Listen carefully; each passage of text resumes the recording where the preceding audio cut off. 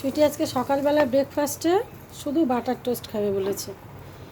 একদম চিনি দিয়ে আর একটুখানি বাটার দিয়ে এই যে ভেজে দেবো আর চিনি দিয়ে খাবে ও।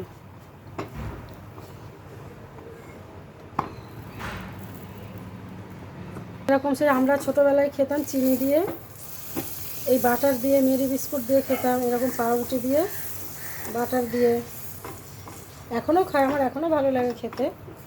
তো আজকে ওই জন্য বাটার দিয়ে ও তাই খাবে। ওকে গল্প করেছে, বলেছে শুধু বাটার দিয়ে আর চিনি দিয়েই দেবে, আর কিছু দেবে না।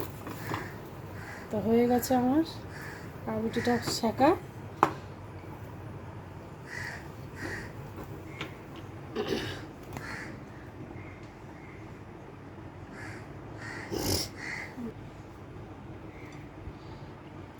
এই যে ওপর দিয়ে যে চিনি দিয়ে দিচ্ছে একটু,